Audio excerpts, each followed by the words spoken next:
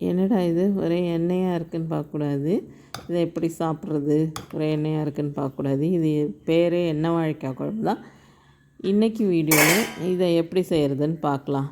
நல்லா சுவையாக இருக்கும்.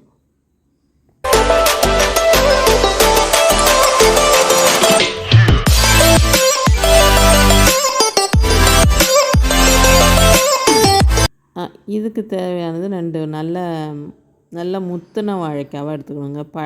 பழுக்கிற ஸ்டேஜில் இருக்கும்ல, அந்த மாதிரி வாழைக்காவை எடுத்துக்கணும். மொந்த வாழைக்காய் தான் இதில் வைக்கணும். இதுக்கு வைக்கணும் இந்த குழம்புக்கு. இதுக்கு என்ன தேவையான அளவு, ஒரு எலுமிச்சம்பழம் அளவுக்கு புளி எடுத்து நம்ம ஊற வச்சுக்கணும். ஊற வச்சுட்டு இதுக்கு வேறு என்னென்ன தேவையான பொருட்கள்னு பார்த்திங்கன்னா, வெந்தயம், ஜீரகம், மிளகு, மிளகாய், அப்புறம் நம்ம அதை வறுத்துட்டு அரைக்கும்போது மஞ்சள் சேர்த்துக்கலாம். வரலி மஞ்சள் இருந்தால் வரலி மஞ்சள் அம்மியில் அரைக்கும்போது வரலி மஞ்சள் வச்சு அரைப்பாங்க. இப்போ மஞ்சள் நம்ம வீட்டிலே ரெடி பண்ண மஞ்சத்தூள் இருக்கிறதுனால மஞ்சத்தூளையே போட்டுக்கலாம். இதுக்கு வாழைக்காவை இந்த மாதிரி பெருசு பெருசாக அரிஞ்சு தண்ணியில் போட்டு வச்சுக்கணும். நல்லா இவ்வளோ பெருசு நம்ம கரைச்சி வைக்கிறோம்ல புளி தண்ணி, அதுலேயே இது வெந்துடும். இதே மாதிரி தான், ஆனால் பெருசு பெருசாக அரிஞ்சு போடுவாங்க இந்த எண்ணெய் வாழைக்காய் குழம்புக்கு. இந்த அளவுக்கு கரைச்சி வச்சுக்கிட்டாச்சு, புளியை கரைச்சி வச்சாச்சு. அப்புறம் இதுக்கு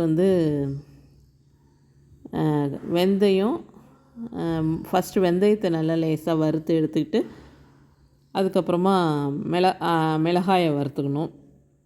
எண்ணெய் சூடாக ரொம்ப மிளகாயெல்லாம் வறுத்துட்டு வெந்தயத்தை போட்டோம்னா உடனே கருகிடும். அதனால் முன்னாடி லேசாக சூடு இருக்கும்போதே வெந்தயத்தை ஃபஸ்ட்டு போட்டோன்னே பொரிஞ்சிடும் இல்லையா, அதனால் அதை எடுத்து வச்சுக்கணும். அடுத்தது மிளகாயை வறுத்துக்கலாம். மிளகு ஜீரகத்தை அப்படியே வேணாலும் நம்ம சேர்த்துக்கலாம் பச்சையாக. நான் இதில் லேசாக வறுத்துட்டு எடுத்துப்போன்னு சொல்லிவிட்டு போட்டோன்னே கொஞ்சம் நேரத்துலேயே எடுத்துட்டேன். மிளகு ஜீரகத்தையும் ஒன்றாவே போட்டு எடுத்துக்கலாம். அதனால் அதை லேசாக போட்டோன்னே அடுப்பு ஆஃப் பண்ணிவிட்டு அதை எடுத்துக்கிட்டேன்.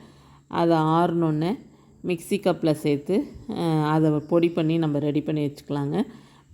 அடுத்தது இதுக்கு இதை ஃபஸ்ட்டு பொடி பண்ணும்போது ஃபஸ்ட்டு ட்ரையாகவே பொடி பண்ணிக்கலாம். வேணால் நல்ல மிக்ஸி நல்லா அரைக்கணும்னு சொன்னால் நம்ம தண்ணி ஊற்றி கூட மஞ்சள் தூள் சேர்த்து தண்ணியாக கூட அரைச்சிக்கலாம். நான் அது நைஸாக வருமா என்னன்னு தெரியலேன்னு சொல்லிவிட்டு கொஞ்சம் ட்ரை பவுட்ராகவே போட்டுட்டேன். போட்டுட்டு மஞ்சத்தூளையும் அதிலே சேர்த்துட்டு அதை பொடி பண்ணியாச்சு. பொடி பண்ணிவிட்டு நம்ம எப்போவுமே எது செஞ்சாலுமே பொடி பண்ணுறதா இருந்தால் ஃபஸ்ட்டு போட்டுட்டு அதுக்கப்புறமா உப்பு சேர்த்து அரைச்சோன்னா நல்லா நைஸாக பொடி வந்துடும். அது மாதிரி தான் இப்போ அப்புறமா உப்பு சேர்த்து பொடி பண்ணி அதில் சேர்த்தாச்சு. இதுக்கு தாளிக்கிறதுக்கு தாளிப்பு வடகம் இந்த வருஷம் போட்டது, புதுசாக போட்டது. எங்கள் அம்மா சின்ன சின்னதாக தான் உருண்டை சொல்லுவாங்க. சரி, நான் அப்படியே பிடிச்சி வச்சுருந்தேன். அதை தான் இன்றைக்கி ஃபஸ்ட்டு இந்த வருஷம் போட்டதே புதுசாக தாளிக்கிறோம். இதுக்கு இந்த குழம்புக்கு வடகம், கருவடம். ஃபஸ்ட்டு இதில் எப்போவும் நம்ம புளிக்குழம்புக்கு தாளிக்கிற மாதிரி சீரகமும் வெந்தயமும் தாளிச்சிட்டு அதுக்கப்புறம் கருவடத்தை போட்டு அது பொன்னிறமாக பொரிஞ்சோடனே நம்ம புளி கரைச்சி வச்சுருக்கோம் இல்லையா, அந்த பாத்திரத்தில் நல்லா, இது வாழைக்காய் பெருசு பெருசாக போடுறதுனால பாத்திரம் கொஞ்சம் நல்லா பெரிய பாத்திரமாக வச்சுக்கணும். அது நல்லா கொதித்து வேகிறதுக்காக. அதனால் இதை இப்படி இந்த கருவடத்தையும் நுணுக்கி வச்சுக்கணும், உதுத்து வச்சுட்டு அதையும் போட்டு அதில் தாளிச்சிட்டு அந்த புளி தண்ணியில் கொட்டிட்டு அடுப்பில் வச்சிட வேண்டியது தான். அப்புறமேல அந்த உடனேவே நம்ம அரிஞ்சு வச்சுருக்கோம்ல, தண்ணியில் போட்டு வச்சுருக்கோம்ல, அந்த வாழைக்காவும் இதில் சேர்த்துடலாம். இதில் சேர்த்துட்டோம்னா இது கொதிக்கும் போதே, இது கொதிச்சு குழம்பு ரெடி ஆகும்போது வாழைக்காவும் வெந்துடும். அதனால் இவ்வளோ பெருசு போட்டிருக்கோமேலாம் யோசிக்கவே வேணாம், நல்லா வெந்துடும். சரின்னு இதில் போட்டாச்சு. போட்டுட்டு அப்புறம் நான் என்ன செஞ்சேன்னா, இந்த பொடி கொஞ்சம் காரமாக இருந்தால் என்ன பண்ணுறதுன்னு கொஞ்சம் எடுத்து வச்சுட்டு பாக்கியை எடுத்து கொஞ்சம் தண்ணி ஊற்றி கரைச்சிட்டே சேர்த்துட்டேன். ஏன்னா பொடியாக போட்டால் அங்கங்கே திட்டாக இருந்துச்சுன்னா என்ன பண்ணுறதுன்னு சொல்லிவிட்டு தண்ணியை ஊற்றி கொஞ்சம் கரைச்சிட்டு இதில் சேர்த்துட்டேன்.